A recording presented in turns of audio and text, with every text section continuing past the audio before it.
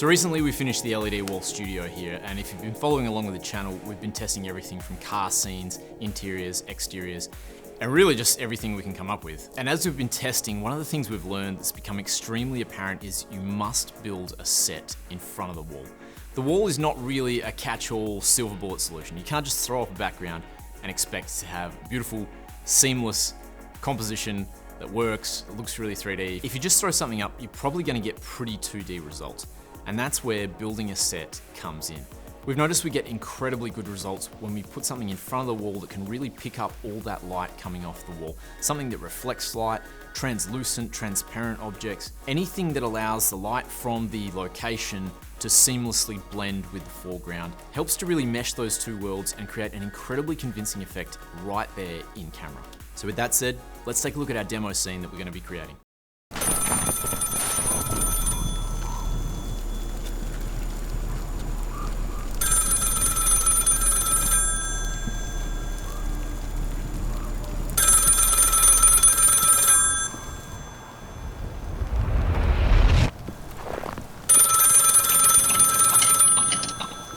Hello? Do you want to play a game? No, not really. There's a high-powered rifle aimed right at your head.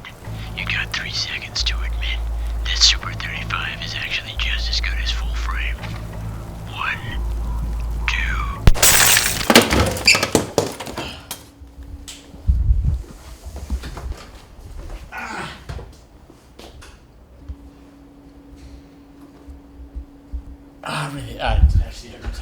So we decided to use a phone booth to show some of the potential of the LED wall.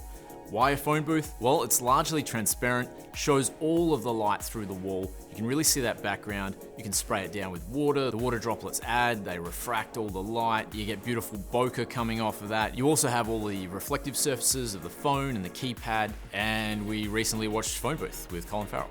Only problem was phone booths are really expensive and really hard to find online. So we defaulted to building our own. Luckily, Bunnings had these really cool kind of click together aluminium frame options that we could find just the size that we needed. We got some perspex cut to fit, we siliconed it in, and Andrew managed to find the key piece, which was an old Telstra payphone on Marketplace. The phone was blue and didn't quite look right, so we stripped it back, gave it a clean, spray painted it silver, mounted it in, and we had our phone booth. We wanted to test out a winter scene, so we found these 2 plate shots on a stock site. We downloaded a background and then a reverse shot. It's really important to have some kind of movement in the background. Otherwise it can look a bit lifeless, it can look like you've just used a JPEG image. We lit the booth in about 30 minutes with a tube to replicate that harsh kind of top light that you would see in a phone booth, and 2 backlights to match what was going on in the background. And we really didn't want to spend too long, so we just sprayed my jacket down with some water and sprayed my face down. And instead of getting a snow machine or anything complex like that, we just grabbed some polystyrene and threw it over my jacket. Another thing we did to sell the effect is shoot on anamorphic lenses. Using anamorphic lenses is just another tool that we've found to help mesh those two worlds together.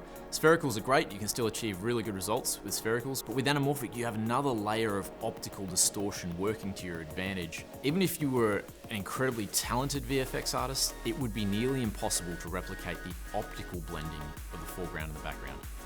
The beauty of all this is once you've shot the scene, it's all there in camera. There's not a lot to do in post, although we still did add a little bit of foreground snow. This we added some snow particle effects. We put a couple of layers in the foreground. We matched the speed and the direction of the snow in the background, and then just added a couple of different layers of lens blur and making sure we got a bit of an anamorphic lens blur in there as well to match what the anamorphic lenses were doing to the rest of the image. A quick color grade and soundscape, and this is all ready to go.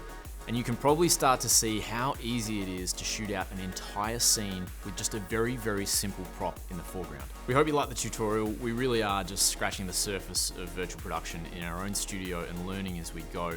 So follow along, because everything that we do, we're going to document, and it's our goal to really extend not only our sets, but budgets that we have to work with as well. And we're going to be sharing all of that knowledge right here with you on the studio.